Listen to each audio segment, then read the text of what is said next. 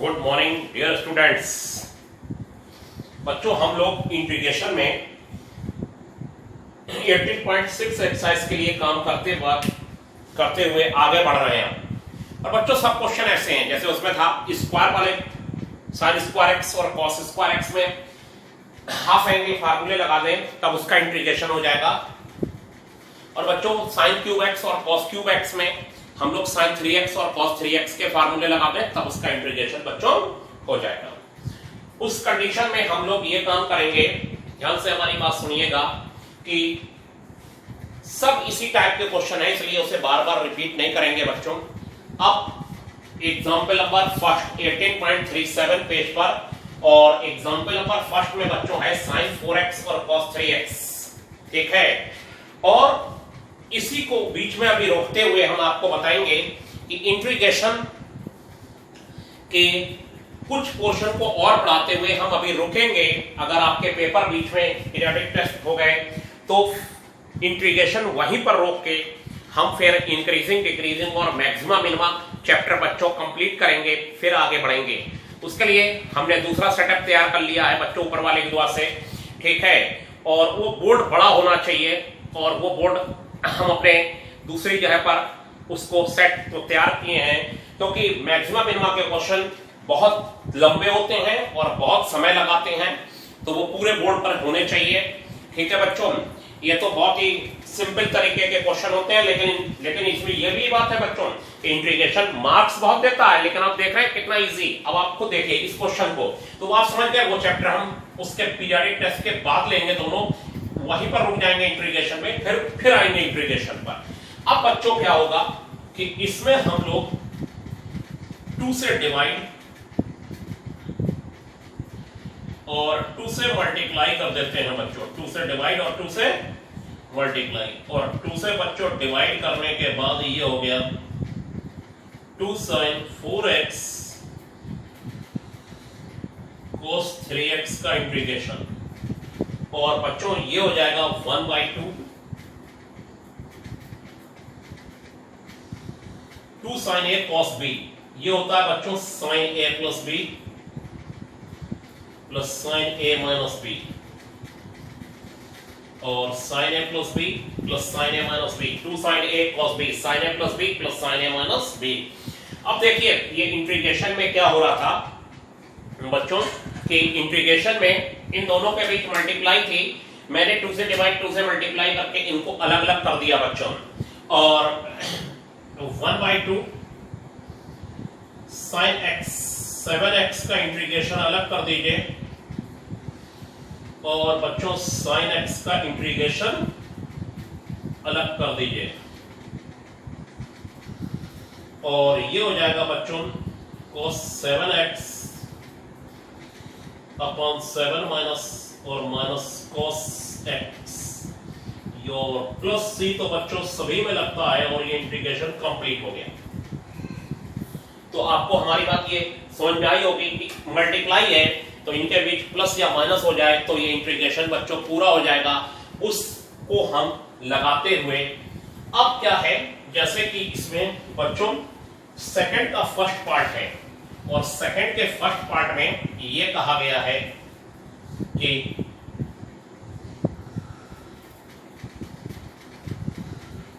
cos 2x cos 4x cos 6x इसका integration करना है। तो बच्चों हम लोग ये काम करेंगे कि 2 से डिवाइड और 2 से मल्टीप्लाई कर लिया cos 4x, और cos 6x हो गया बच्चों, और ये हो गया 1/2 2 cos a cos b cos a plus b plus cos a minus b, ये 2x हो गया 2x माइनस 4x 2x, और cos 6x dx, और cos 6x की इसमें मल्टीप्लाई, cos 6x की इसमें मल्टीप्लाई। अब बच्चों क्या हो जाएगा, ये 1/2 cos square 6x plus cos 2x cos 6x dx। इसका बच्चों इंटीग्रेशन देखिए, पहले वाले का अलग दूसरे वाले का अलग। पहले वाले में cos स्क्वायर 6x है, तो कॉस स्क्वायर बच्चों 6x में इंटीग्रेशन करते समय हम ये कर सकते हैं कि इसको लिख सकते हैं 1 plus cos 12x upon 2, 1 plus cos 12x upon 2 कर सकते हैं। हम क्या कहना चाह रहे हैं उसे आप समझने की कोशिश करिएगा बच्चों, कि हम इसे लिख सकते हैं 1/2 और ये हो जाएगा इंटीग्रेशन ऑफ पहले वाले का 1 plus cos 12x upon 2 dx, ये हो गया बच्चों। और दूसरे वाले में हम लोग 2 से डिवाइड और 2 से मल्टीप्लाई कर लेंगे, 2 से डिवाइड 2 से मल्टीप्लाई कर लिया, और 2 से डिवाइड और 2 से मल्टीप्लाई कर लेने के बाद हमारे सामने ये हो जाएगा कि ये जो cos 6x वाला cos स्क्वायर 6x वाला इंटीग्रेशन है बच्चों, इसे cos 6x into cos 6x करके 2 से डिवाइड 2 से मल्टीप्लाई करके निकालेंगे तब भी यही आएगा, आ जाएगा cos 0 प्लस cos 12। तो बात वहीं पर आ गई, cos 0 1 होता है और प्लस cos 12x। ठीक है बच्चों, क्लियर हो गया। अब क्या होता है, ये 1/2 बच्चों बाहर कर लेंगे और 1/2 बाहर हो जाने के बाद ये 1/4 हो जाएगा और ये इंटीग्रेशन हो जाएगा बच्चों 1 प्लस cos 12x और dx और 2 cos a cos b, cos a plus b, cos a plus b होता है cos 8x plus cos a minus b, 2x minus 6x cos 4x हो गया बच्चों, ये इंटीग्रेशन हो गया। और 1 का इंटीग्रेशन हो जाता है बच्चों x और ये हो जाएगा 1/12 sin 12x, ये हो गया। और 1/4 इसमें भी लग जाएगा बच्चों और ये इंटीग्रेशन हो जाएगा 1/8 sin 8x, 1/4 sin 4x, ये हो गया बच्चों। तो ये बहुत इजीली क्वेश्चन हो जाते हैं। 1/4x प्लस ये बच्चों sin 12x अपॉन 48 बन जाएगा और sin 8x अपॉन 32 बन जाएगा और sin 4x अपॉन 16 बन जाएगा बच्चों, और प्लस c तो आपको लगाना ही लगाना है। तो ये बात आपने हमारी समझी होगी। ठीक है बच्चों, तो ये सब एक से क्वेश्चन है बच्चों। अब इसके बाद अगला जो है नेक्स्ट, इसमें एक क्वेश्चन ये कहा गया है कि sin 4x upon x, example number 3, sin 4x upon x। अब बच्चों sin 4x upon x में क्या करना है जरा देखिए, ये है third sin 4x upon sin x, ये बच्चों हो जाएगा 2 sin 2x और cos 2x upon sin x। हमारा मकसद क्वेश्चन को फार्मूले की तरफ मोड़ के वेरिएबल को कम से कम कर देना है, वेरिएबल को कम से कम कर देना है। क्वेश्चन को फार्मूले की तरफ मोड़ दीजिए और वेरिएबल जितना कम हो सके उतना कर दीजिए बच्चों। तो ये हो जाएगा बच्चों, ये हो जाएगा आपका 2 sin 2x, तो 2 इसे लिख लिया 2 sin x cos x और ये हो गया बच्चों cos 2x और ये हो गया अपना sin x और ये कैंसिल हो जाएगा dx। अब बच्चों हम लोग क्या काम करेंगे, एक 2 बाहर कर लेंगे और हो जाएगा 2 cos x cos 2x और 2 cos a cos b हो जाएगा बच्चों cos a plus b plus cos a minus b। cos का माइनस काम नहीं करता है, बेकार हो जाता है, बाहर भी नहीं आता। तो बच्चों इसका इंटीग्रेशन हो जाएगा हमारे पास, फर्स्ट का हो जाएगा sin 3x upon 3, 1/3 sin 3x और ये हो जाएगा बच्चों sin x और प्लस c, ये इंटीग्रेशन हो गया। ठीक है बच्चों, देखिए ध्यान से थर्ड। अब इस एक्सरसाइज के क्वेश्चन फिर मैं आपसे कहूंगा सब एक से हैं, उसे आप कोशिश करिएगा कि कर लें। और इसके बाद नेक्स्ट एक्सरसाइज में जो टॉपिक है आ रहा है उसमें यह कहा गया है कि पहले आप फार्मूले में आपको 4 बता रहा हूं, 4 फार्मूले लर्न करिए और 4 फार्मूले लर्न कर लेने के बाद फिर उसके आगे जो भी इंटीग्रेशन है वो उसी फार्मूले पर बेस्ड होना चाहिए। देखिए, हाँ तो बच्चों हमारे पास अब नए फार्मूले आ गए हैं और उस फार्मूले में ये कहा गया है, फर्स्ट फार्मूला बच्चों 10x का इंटीग्रेशन, 10x का बच्चों इंटीग्रेशन है minus log cos x plus c, और दूसरा फार्मूला इसका है log sec x। अभी हम इसके डेरिवेशन पर भी बच्चों आएंगे, नो प्रॉब्लम। और फिर cot x का integration log sin x plus c कहा गया है। यहीं से वेरिएबल कम करके क्वेश्चन को फार्मूले की तरफ मोड़ने की और प्रोसेस शुरू होता है। sec x का integration log sec x plus 10x, cosec x का integration log cosec x minus cot x। अब हम इसका एक प्रूफ आपको दिखा रहे हैं और देखिए, फर्स्ट अगर ये 10x का बच्चों इंटीग्रेशन करना है तो ये हो जाएगा बच्चों cos x upon sin x, sorry sin x upon cos x dx, ये हो गया। अब बच्चों हम लोग क्या कर लेंगे, लेट कर लेंगे cos x को t, तो ये हो जाएगा minus sin x dx equal to dt, sin x dx equal to minus dt हो जाएगा बच्चों, और ये माइनस dt अपॉन t हो जाएगा। देखिए 10x को लिख लिया sin x upon cos x। हमारा मकसद क्वेश्चन को फार्मूले की तरफ मोड़ना और वेरिएबल कम करना। यहाँ पर ये खुद एक फार्मूला है तो फार्मूले की तरफ क्या मोड़ना, पुराने फार्मूले की तरफ मोड़ना ही हमारा मकसद रहेगा, जो हमारे पुराने फार्मूले हैं बच्चों, ठीक है। तो हमने इसे sin x upon cos x कर लिया बच्चों। अब ये log t हो जाएगा माइनस log t, और वो भी मॉड में, और प्लस c, और ये हो जाएगा बच्चों minus log cos x plus c, minus log cos x plus c। ये इसका इंटीग्रेशन हो गया, इंटीग्रेशन ऑफ 10x का।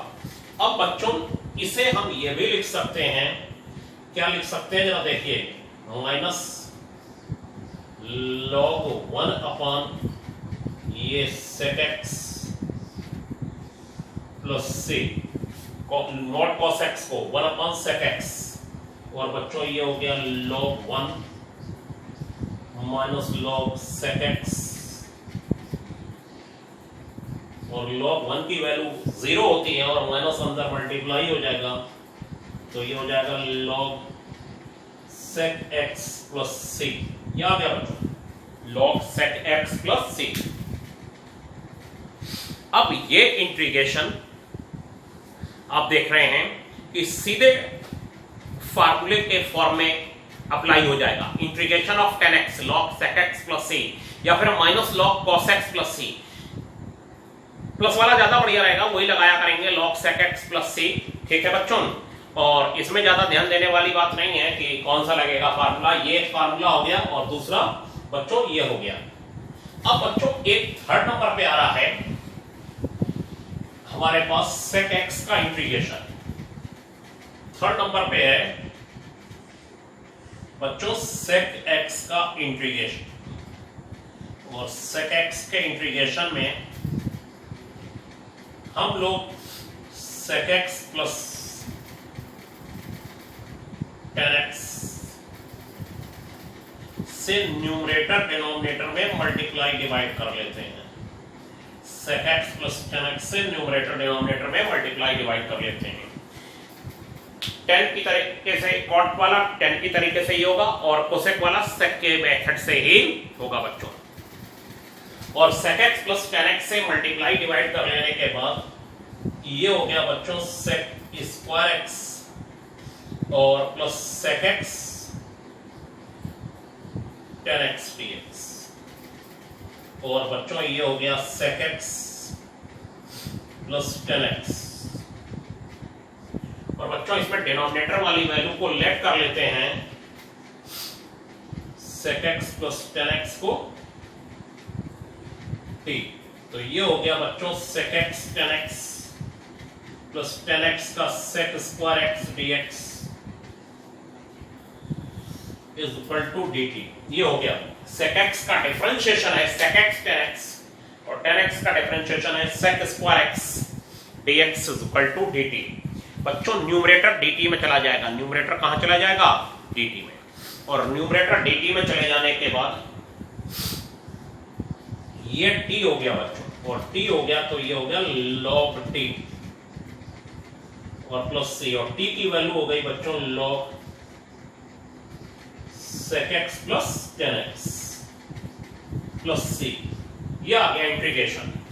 और हम लोगों ने देखा कि ये फार्मूले थे और इनको डायरेक्ट हम लोगों को अप्लाई करना है बच्चों यहां पर।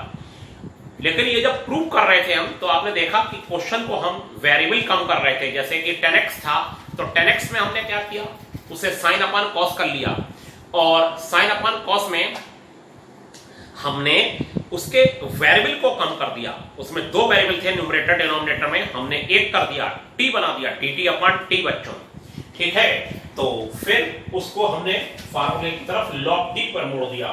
तो बच्चों 18.40 पेज पर अब इसी पर बेस्ड क्वेश्चन आ रहे हैं। 18.40 पेज पर देखिए जरा, 18.40 पेज है और एग्जाम्पल नंबर फर्स्ट है